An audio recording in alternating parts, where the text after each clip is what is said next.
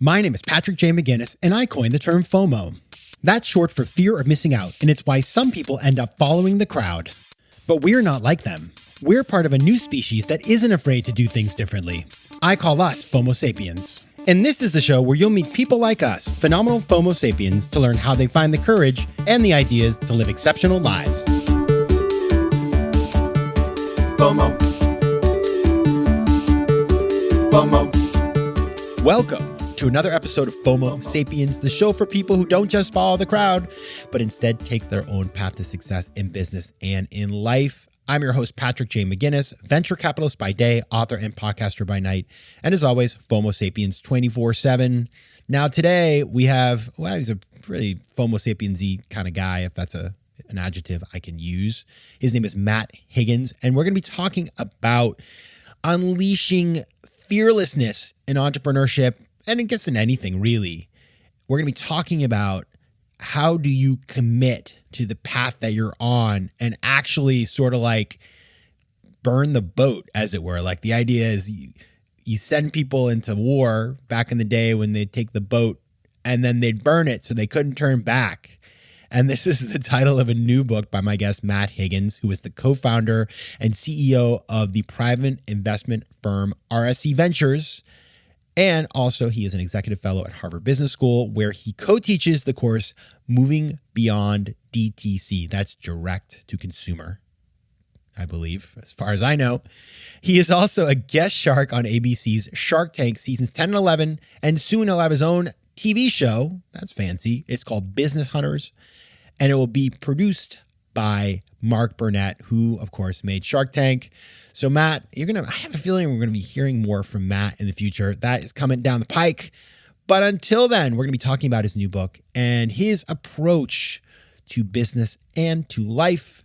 And here's what you're going to learn. First of all, Matt comes in hot in this interview, talking straight out of the box about his life philosophy, what he went through. He had a very difficult childhood, really hard times, and he turned it around and he's been really successful. He talks about that experience and the decision he made to choose a life that was very different than the one he came from. So that's just, first of all, I think it's one of the best out of the box conversations we've ever had on the show. Second, he's going to explain the philosophy of burn the boat, which, by the way, when I first heard it, I was like, I was a little skeptical. I'm not going to lie. I'm not a boat burner, apparently. So we're going to talk about that. And then finally, he gives me a quote. Matt brought a lot to this interview. I'm going to say, like, I had heard about him. I knew who he was. In fact, I knew somebody who worked with him, but I didn't put it all together. And so when he came on the show, I liked the book and I was like, this is interesting. But when he came on the show, he just brought a little heat, and he brings this concept that I thought was really valuable. He talks about how the greatest unlock is self-awareness. The greatest unlock is self-awareness. That's a good one. All right. Now on to the small ask. As you know, I'm on TikTok. If you haven't heard this yet, I apologize. I apologize that I'm there. Maybe I don't know. I think it's good. I mean, I think what we're putting there is good, but I probably waited too long, but go check out my channel, Patrick J. McGinnis. We have got clips from interviews so you can see what's happening in video form with our guests, people like Matt and other guests we've had on the show. Go check it out. It's also on Instagram Reels. Go check them out. Both of them at Patrick J. McGinnis. Comments, feedbacks, you tell me what you think I should be doing. You guys know better than me probably at this point, especially those of you who are good at TikTok, and I know some of you are. So please tell me. All right, and now onto the interview. As is customary, I always start every interview with the same question, and I did not give Matt a respite. So I started our conversation by asking him this. What's a formative decision you've had to make to get to where you are today? The formative decision or a formative decision? A formative, but okay. I like the, if you're willing to go there. Yeah, I'll give you the, actually. This is why it's nuanced, right? But and I always say, parents, like, close your ears because you're not going to like this answer to it. But the most important decision I ever made in my life was to drop out of high school.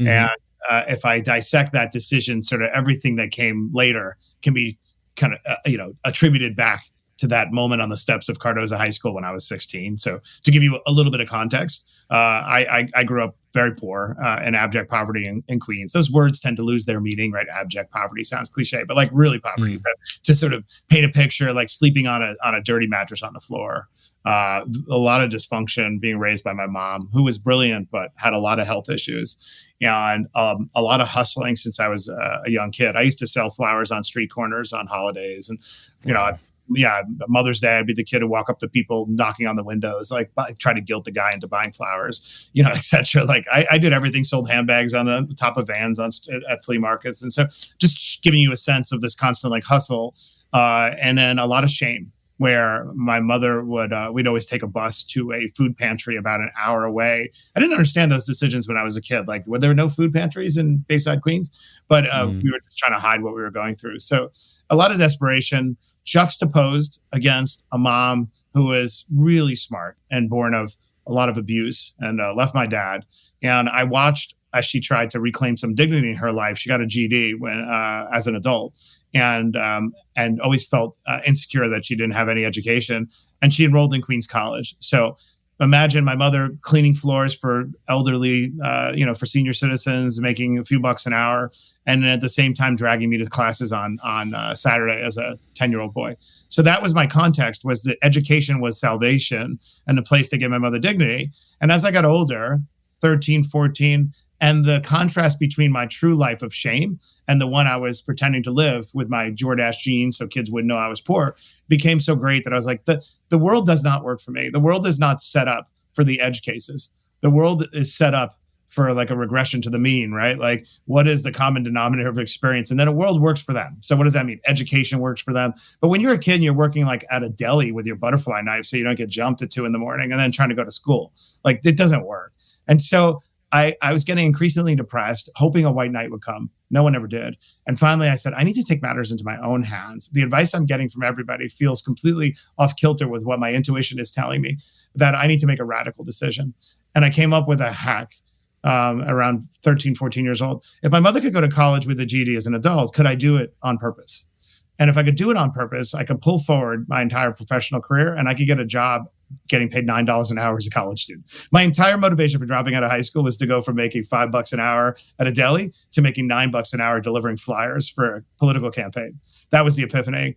And I remember, my guidance counselor and everyone when I rolled this decision out. And I wasn't like a ruffian, you know what I mean? I was a decent kid with a good veneer. So it's kind of hard to comport. Like, what do you mean you're going to drop out of high school on purpose? And so I realized that the second decision I made was that the only way for me to actually go forward with this, given the full weight of conventional wisdom and the shame of dropping out, was that I had to torpedo any option to turn back.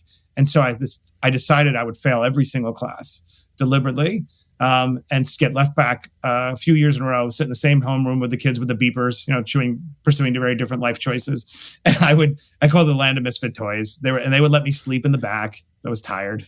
and then now to actually execute this decision is an entirely another story. But I ended up going through with it. Last day of high school, returned my textbooks. I remember my science teacher told the whole class, what a waste. Higgins, what a waste. And see you at McDonald's. Those were my last words I heard in school.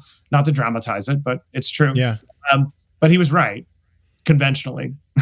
I dropped out, took my GED, took my SAT, enrolled in Queens College at 16, and I went to my prom as president of the debate team. And I remember the look in the face of Mr. Rosenthal and the other teachers that went from pity to begrudging admiration, that you had identified a way to make the system work for you. So what do I ascribe to that one decision? One, Warren Buffett talks about compounding in the context of money, that it's the most important financial principle, which it is. But nobody talks about compounding with professional success, because the same phenomenon is operating upon you. By the single decision to drop out at 16, by the time I was 17, I got a job at a newspaper in Queens called The Tribune in my own column. I became an investigative reporter writing these muckraking stories as a kid. Well, I came to the attention of Carl Bernstein, who wrote a letter nominating me and my partner for a Pulitzer Prize when I was 19. Now, anybody can be nominated for a Pulitzer Prize, but it sure is nice to have that, imprimatur as a kid. And everything kept compounding, so that by the time I went from a 16-year-old kid, I went from a high school dropout. And by the time I was 26, I became the youngest press secretary in New York, going from $375 or $5 an hour to $105,000 a year. So like compounding was how I discovered that sort of exponential compounding applies to professionalism at 16 years old. Wow. There's a lot in there. And I love the image of you going to school with your mom, because when I was a kid, my mom was going to night school for college. Oh, so really? Yeah. So she just, I never had anybody share this with me. Like, yeah, she's my mom's super intelligent, did great in high school, but just didn't have the, she had to work after she got out of school. She didn't have the ability to like go in off and do 4-year college like a lot of other people. And so when I was a little kid, on the weekends and on the nights, occasionally she would take me to her classes. And there was one time, actually, this is a terrible story, but she took me to class, and the teacher, it was like a kind of a one-on-one session that he was like, whatever, like a study hall kind of thing. And the teacher talked a lot with his hands. And so when we were leaving, the teacher said, "It was very nice to meet you, young man." And I shook my hands up in the air and I was like, "It was really nice meeting you." And my mom was like, "I'm not going to get an A in that class." So I apologize, Mom. She still did, because she's really good at school. But I love that imagery, because I remember what that was. And it does imbue you with a value. It's like somebody who's an adult who could be just messing around all day is taking their free time to go off and study.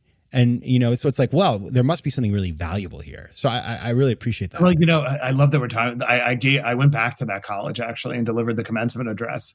And I start off the speech with the imagery that you and I are talking about. Me sitting on a hot summer day, and I think it was sociology class, and then looking at my mother thinking like, what are we doing here? It's fascinating, right? And that whole imagery. My mom actually, first day I became press secretary. This is the greatest failure of my life. I become press secretary of the mayor of New York at 26. To be honest with you, I wanted nothing to do but to leave that house. Like, I was not a hero. I was desperate to live a normal life. I'm 26 at that point, never even had a girlfriend over, right? Or a single person. So it's like my whole life is constructed on this lie of desperation. And then I get to work that morning at 10 o'clock and I get a call that she had called an ambulance. And by the time I got there, she had died. So it's like, for me, it's just a never ending life of unfinished business of like, how do I, the shock, being confronted with the fact that we are not guaranteed happy endings is like so horrifying when you actually see it, right? Like, I'd like to put my mother's life in a bow. It's not true. She died in squalor, unable to move and hoping for something better. And so she always was worried her life would have no meaning. And I came up with this idea that I really want to deliver the commencement address and almost inter her here, because it's the only place where she was alive. And I start off the speech with that point, giving just giving context of what she went through to get here, and kind of resurrecting her as a hero to that audience. Wow. I appreciate that. Thank you for sharing that story. You get so heavy. It's just brought me back to that. Yeah, I know. But the good news is this is such a good sort of wind up for what we're going to talk about, because you talk about the fact, you've got this new book out. It's called Burn the Boats, Toss Plan B Overboard and Unleash Your Full Potential. I like that you kept the boat theme in the subtitle. Got to extend the metaphor. You do. Yeah. And so this is in your story that you just told about this formative decision. What you really made a point of is that you sort of like, you made sure by failing that it's like you can't just go back. You have closed off the option, the safe plan B, and forced yourself into this thing. It's like, I can't look back. I got to go forward. And so talk about, just to get started here, what is the burn the boats philosophy? Okay, amazing. And again, that is why I did start with that story. But just a quick history lesson on the words burn the boats, right? The reason I decided to use that is throughout history, sometimes it's attributed to Cortez, very bad person, right? But it actually goes back all the way to recorded history. This theme in a military context, when you are outnumbered and your backup is against the wall, the way to win is to eliminate your safety net. And the way to do the boats is your transportation back home, right? So it's in the art of war, it's boats and actually cooking pots. It just shows all the way back to Caesar, the ancient Israelites. Like, anyway, the point is, so I was obsessed with, so they've intuitively understood this notion that the best way to win when the odds are against you is to eliminate your escape route. Let me appropriate that or misappropriate and migrate it to a peacetime context, right? Because I believe the same general phenomenon operates upon everybody else. So I set out to try to write the definitive book about how to pursue plan A. Nobody likes to hedge or hesitate, and we convince ourselves it's practical and pragmatic or prudent to do so. But the reality is we don't respect ourselves when we can't cross the threshold of commitment. So one, I set out to establish from a science perspective, which I delve into in the book, history, psychology, why we humans perform better when they have no safety net, because we reflexively recoil when we hear burn the boats, but I got to pay my bills. And I'm not actually saying, ignore all risk. I'm saying process and synthesize risk so that you can evaluate the worst case scenario and therefore peacefully move forward. And then the second thing I set out to do after establishing that it is in fact true is to demonstrate what it means. What does it actually look like? Using the boat metaphor to make it easy to assimilate, right? What does it mean to go all in on plan A?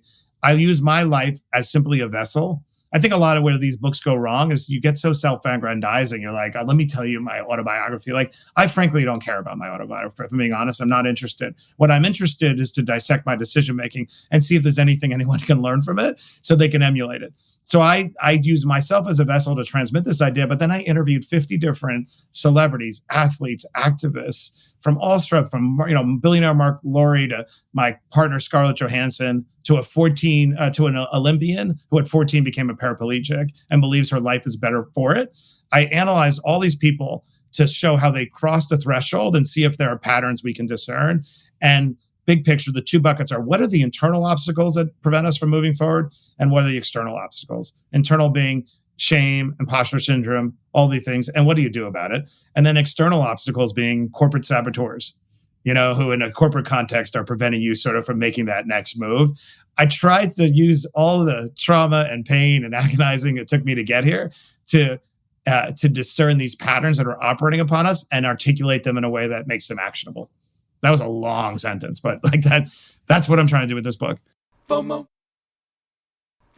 You start the book with an interesting, very contemporary case study, which is military, by the way, which is Zelensky, President Zelensky of Ukraine. And, because it's interesting, like I was thinking about that when I was reading the intro, and then you pop in Zelensky and I was like, this is, it does go back to I've been to Central Asia, where the early sort of, these kinds of philosophies played out, were just like, they never had a plan B. They just went in, they would never get, and that's why the Mongols conquered all the way to Cologne, Germany, right? They had a strategy, they had a system, and they also just didn't turn back, right? How does Zelensky fit into what you're talking about in the book? I think Zelensky is a fascinating character. I mean, we're living through a version of Churchill, right? And since we have low attention span, we've moved on to the next thing. But when we look back in the long arc of history, I mean, this person is obviously Churchillian. But how does he fit in? I opened the book to show that it holds true to present day time.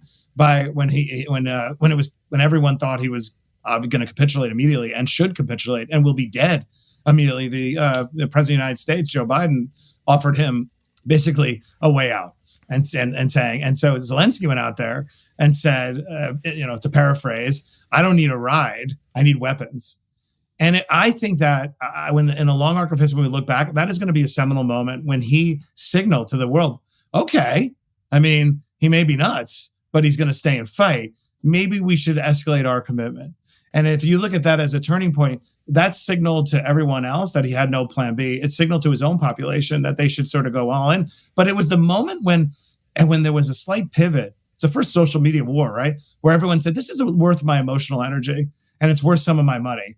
And I think that there's a before and an after. And the after was that statement when he said, I'm going to burn the boats.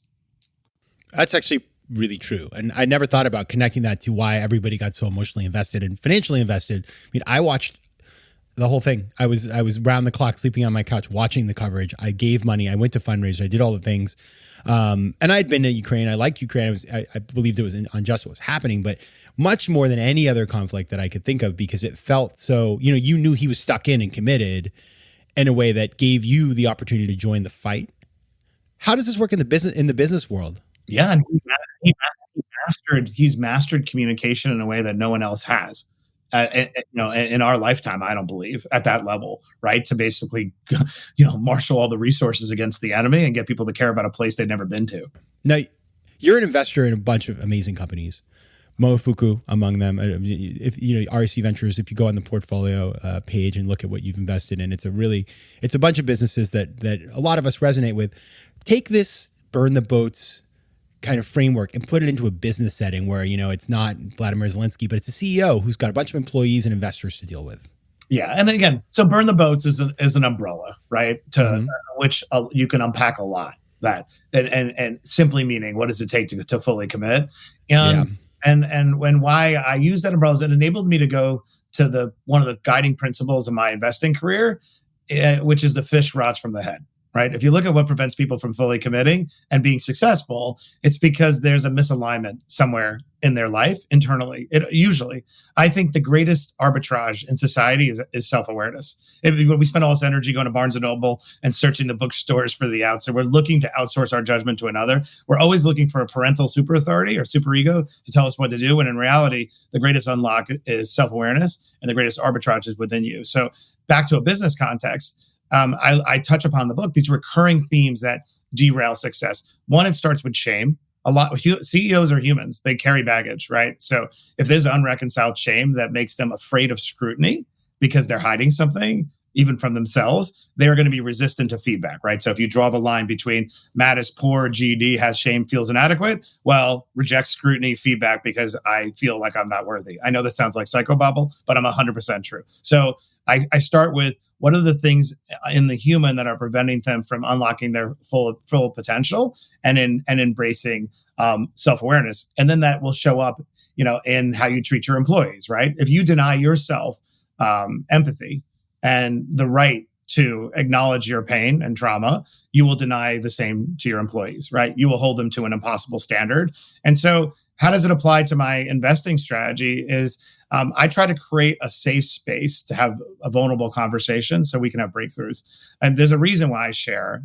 There's a reason why I don't start this podcast by saying I teach at Harvard Business School. To me, I love teaching at Harvard Business School, but it's not useful for creating a safe space to talk about breakthrough. Telling you about my GD and failing to save my mother and carrying that trauma for 25 years is much more useful. And so in my investing, I really try to, as fast as possible, is create a space between myself and my partners, my entrepreneurs, about, well, this is what I had to deal with. What do you got? Right. And I find that accelerates the breakthrough. And I tend to lean a lot on industrial psychologists. I've used them for the last, 25 years, which people don't often do.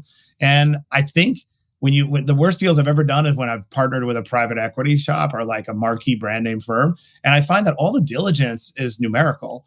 And it's because we want certainty. We want to reduce everything to an Excel sheet, but the Excel sheet doesn't have the answers. The human does, right? So I spend a lot of time just trying to create that space where we can have breakthroughs. And not everybody. Maybe I have a bias because I had issues I needed to work through, but I kind of feel like everybody carries something at any one point in time. What percentage of the population is going through divorce and trying to save their marriage, right? Like we're all carrying something. So I really try to take these sunny Instagram posts of like failure is a great thing and turn it into something actionable. You know what I mean? Like there's like superficial layer of the universe and actually make it concrete. FOMO. I want to repeat back to you what you said because I don't usually do this, by the way. I wrote this down. This is going into my list. I have a list on my phone of what I call just like great thoughts. And you're getting on there today, which is, I'm being honest. Like honest, that's all I'm here to do. No, I'm not here to tell you you're great. I just want to repeat your quote because I loved it. The greatest unlock in life is self-awareness, and the greatest arbitrage is within you. When you said that, I had like 43 examples of things that I've seen around me of people who have struggled and failed for that precise reason. Because, and by the way, didn't have investors that would challenge them, didn't have employees who would step up to them. Like that's where leaders fail too. But it's like, if you were moderately self-aware, insert name here, and there's a bunch of us, a bunch of names we could put in there, Elon Musk, among others. Sorry, Elon, but I just got to do that.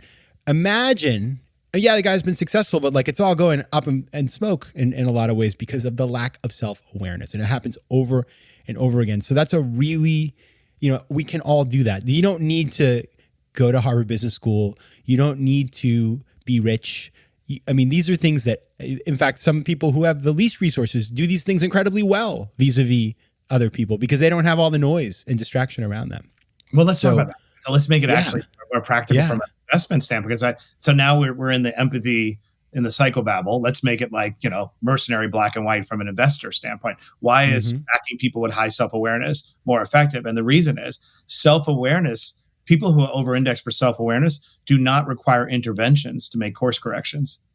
It scales better. So if I'm backing somebody who's self-aware, rather than me having to have that frictionful conversation of saying, well, Bob, turns out you're really a shitty manager. and maybe you weren't cut out to be the COO. Maybe you were cut out to be the chief revenue officer, whatever. If somebody's over-indexed for self-awareness, they are intellectually curious about the areas where they need to be buttressed, and they will make their own course corrections. I always say, again, not to make snap judgments, but I generally can predict the ultimate success of a founder CEO based upon how long it takes them to implement a decision that is objectively inevitable. Your product is going to fail. Your whatever, right? That toxic employee is going to kill your company. But there's a certain type of individual who under-indexes for self-awareness that needs to see the iceberg port side before they'll actually make the decision. So I put so much energy, but the problem is these are abstract thoughts, which is why I wrote my book. Like, the abstract layer is where the real opportunity is, but somebody needs to articulate it in a way that can be assimilated, right? So I was like, how do I take that idea of self-awareness and try to make it something that all of us who are listening to this can spot outside of us and spot within us, right? Like, how do you identify somebody who over-indexes for self-awareness? What does it look like? And I try to reduce it to something that we all can understand. So let's go there. Let's talk about, I have to imagine, and by the way, I don't want to pick on HBS because it's a great place, but having been there, and also, but coming from the state of Maine in a middle-class family. And so I didn't have the Hamptons house and all the things that a lot of my classmates had, or the dad who was the prime minister or whatever, or mother. The level of self-awareness for some people who have a gazillion plan Bs, and if they fail, they always have a slot at the family conglomerate and stuff like that. Vis-a-vis the scrappy person who just said, they're like, I have one option only, which is just I got to figure this out because that's all there is for me. It is, it's interesting to think about that dichotomy. How does one, take a person who grows up with all of the plan Bs in the world and no need to be self-aware because they've got all the credentials? Like, how do you move them into the space where they are self-aware? Is it some people are just born like that, or is it a learned skill? I think that if you under-index for self-awareness, the best way to have a breakthrough is to model it, because the soul can recognize the peace that comes from letting go. But I think every single person, unless you're a sociopath, which is about 1% to 2%, will identify when they see it modeled and will want to emulate it, right? Because it's a better place to live. That's my short answer. That's generally been my hack. I'm not doing it to be manipulative. I'm doing it because I really care. I've for better or worse, tortured by empathy. So if I see something, I'm like, wow, if you would let go, and then you do it. Now, I find those who don't want to emulate it tend to be narcissistic, frankly, right? So maybe not a sociopath, but they tend to be narcissistic, and they reject it, right? But most people are not. They want to live that way. And so if you're a leader or you're an investor and you have that person who's just, you sit them down in a room, they're failing on that front. What do you say to them? I think those people respond to consequence more than anything. If you don't, you're saying if they under-index for self-awareness and we don't think they're coachable and not responding to it. Yeah, and you just see they're failing. You're the investor, you've invested this person. You thought you had the right read on them, but then once you get into the business and you watch the way they're leading the business, they're just missing it all. And you see that they're failing, and you're like, this is my chance. I got to step in now. I got to work with them. How do you do that? Yeah, that's where the energy drain comes from, right? Because you spend a lot of time hoping that you can move people along. It's very difficult. But I think that you then have to pivot your energy from empathy towards the person to empathy towards the job dependencies, right? This person will be unsuccessful. Forget about the money that will be lost, but these lives will be disrupted. Usually when somebody is manifesting that way, there's an element of persecution, right? There's a victim involved. And the victim is the ones who are depending upon that person for leadership and for their jobs to feed their children. And so I think you shift motivation systems from trying to unlock the best of that person to preserving the best of the people who are dependent upon that person. And you make very harsh decisions as fast as humanly possible, frankly.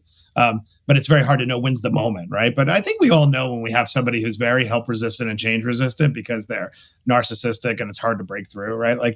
We all can identify it after a period of reps. Most people are not, though. Most people feel a sense of relief when you identify that this is where you're falling short. And by the way, it's not the end of the world, right? Because when we're not self-aware, you also catastrophize about the consequence of self-awareness. That's the big block. It's either you got daddy issues or something. I'm unloved, like I'm going to lose everything I ever got. There's usually a block. And if you relieve them of the consequence of that and say, it's still okay. I talk about this in my book. My greatest case study was one of my CEOs. This is exactly the fact pattern. I break down some of the archetypes of failed leadership and put words to concepts. One of them is, martyr. And the martyr is the leader who believes that they, are going to take everything on because that is the universe's preordained, that they must carry the load, right? And the problem with the martyr is they take on too much and they block other people from actually doing the job, and they're mediocre by definition because they're doing too much, right? So I had one of my CEOs who was a martyr and trying to break down like, well, why are you a martyr? And it's because he was defining the job incorrectly. He thought the job of a founder and a CEO was to be good at everything, as opposed to identify others who are good at everything and better than him, to almost render yourself obsolete in most areas where you're not critical. And then the company was about to fall apart, like literally. And he called me up one night and he was crying on the phone. And I said, what's going on? I said, I failed you. Like, I'm sorry. Like, I'm gonna quit. And then I was like, what's the beeping noise that I hear in the background? He's like, I'm in the hospital. My daughter has a lot of health issues. She's tied up to an EKG wrapped around her head. And I was like, first of all, hang up the effing phone. I was like, you are struggling. You've been caring too much. We need a reset. You hang up. Call me whenever you come up for air again. The job will still be here. I will let you know when you're finished. I will have no problem making this phone call, but it'll be my call to make. And, he called me several days later and he's like, okay, I'm ready to go to work. We brought in an industrial psychologist, started coaching him. She actually came back like, man, this place is, rough. There's all these issues. We did this report. And it was one of the most uncomfortable professional meetings I ever had. My process is the person gets the report and they don't have to show it to me. Like literally, the mere act of doing the report is enough of a process. And he presented the findings to me in such an uncomfortable way. And then he excused himself from the room. And then he went into his team meeting next door and he dropped the report in the center of the table and said, you already know everything that I've got going wrong. And I got a lot of work to do. Why don't we start here? And you can pass it around, and had everybody read it. 20 months later, he sold the company for well north of $100 million. He had taken something that was destined to be a zero and changed the course of his life and his kid's life. And I knew he had it in him anyway, but all we needed was the breakthrough. There's a personal layer of stuff that even I to this day don't know what it was that was really making him stuck. And so that is a triumphant case study that I get into the book. But, I obviously have several times when the leader was completely resistant to that process and they failed. The greatest unlock in life is self-awareness, and the greatest arbitrage is within you. You got to say it again because that's your story right there. That tells the tale right there. Still a work in progress, by the way. And I don't say that in a cliche way. Okay, everybody. The book is Burn the Boats. You can find out more about Matt if you go to LinkedIn, where he's Matt Higgins. You can also go to burntheboatbook.com, which is interesting because it's amazing that burntheboat.com is already taken, but that just... I know, it's an advertising firm. I was like, I really wanted it. Yeah, so go check that out. Go find the book on Amazon and let Matt know what you think about the book. Matt Higgins, author of Burn the Boat. Thanks for being here. Patrick, you're amazing. Thank you. FOMO. If you like today's show, please be sure to rate it and recommend it to your friends. And as always, you can find me on Instagram at Patrick J. McGinnis, on Twitter at PJ McGinnis, and on the web at FOMOSapiens.com or PatrickMcGinnis.com, where you can get all kinds of free resources to live a more decisive and entrepreneurial life. FOMO Sapiens is recorded in New York City. Theme music is by Mike McGinnis, and editing and post-production is by Josh Elstro. If you like today's show, please be sure to rate it and recommend it to your friends. And as always, you can find me at FOMOSapiens.com and at PatrickMcGinnis.com. To advertise on FOMO Sapiens, reach out to contact@FOMOSapiens.com. FOMO.